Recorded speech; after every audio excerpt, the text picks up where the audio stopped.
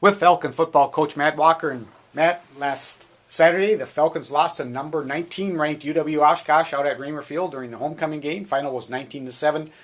Your thoughts about the game? Well, I think everybody saw that you played a quality football team. Oshkosh is really good and physical and fast, and it wouldn't surprise me to see them on top of the league standings at the end of all this. The league's gotten interesting with Whitewater, strong again, and Oshkosh playing well, Platteville in the top 10.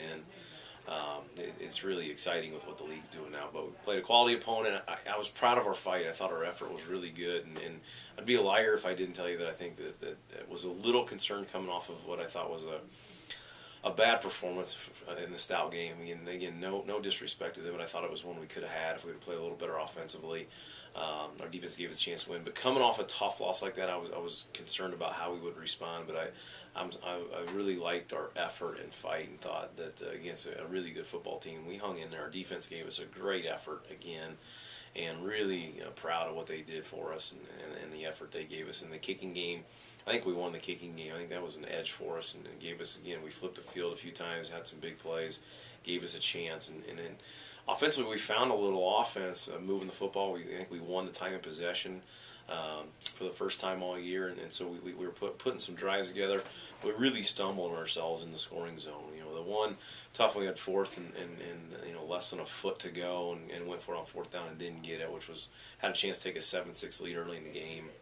And then three other times go down in there inside the 20, and we have a snap over our head, we get a holding penalty, and then a 15-yard, kind of a bonehead penalty, and all three times take us out of there and end up with no points. And you can't do that. You can't do those things and win big games. And it's a shame, because you're 2 or 3 plays away from really maybe turning the day around.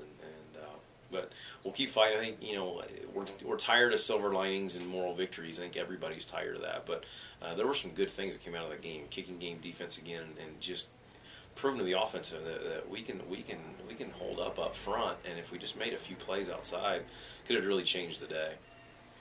Matt, looking at the the players of the week for this week, on the offensive side, running back John Schimenz was named. He rushed for 85 yards. That tied his career high.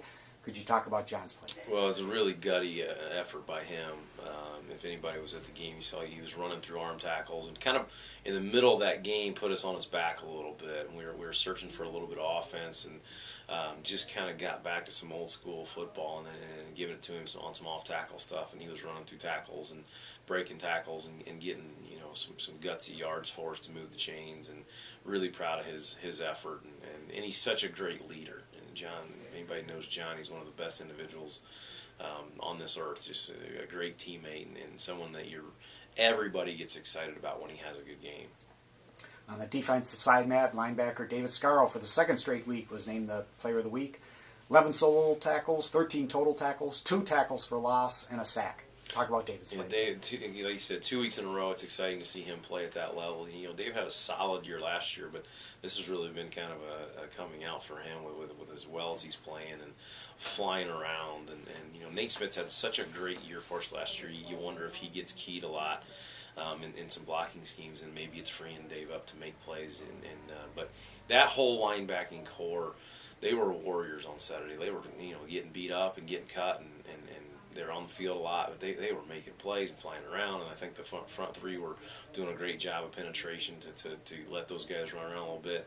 And you saw we made some plays in the secondary, and those guys as a whole, that was a great defensive effort against a really, really difficult offense to defend, because they're in and out of so many different formations and looks and schemes. And so David was a leader of a great effort on defense for us.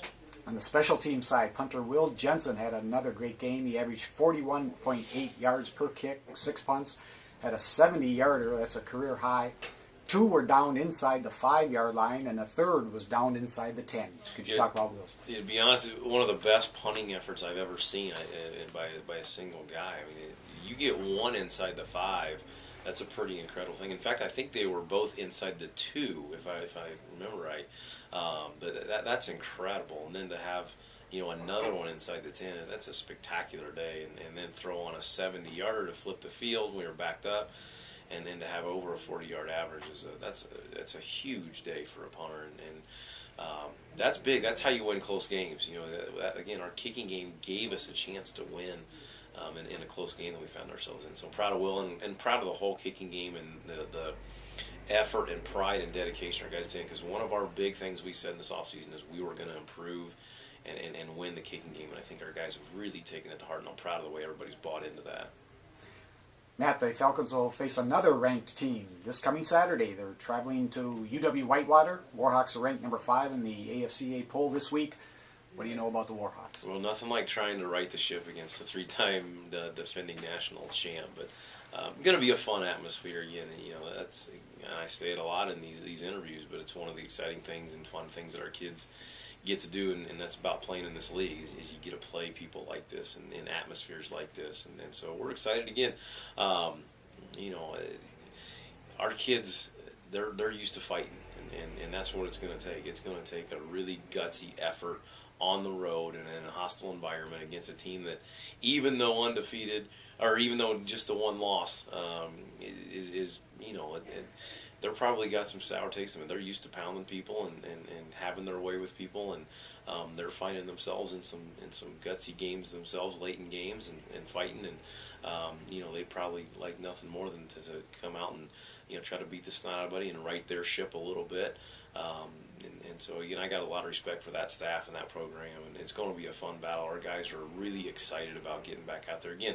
Don't like moral victories and tired of the Silver Linings, but you know, we proved that we can fight with a team like, you know, like Oshkosh and Platteville and Whitewater. Some of these teams that are on top of our league right now, we feel like we can go in and fight with them and compete, and our guys are excited to get out there. Matt, thanks for your time, and good luck to the Falcons. We'll talk to you next week. Thank you.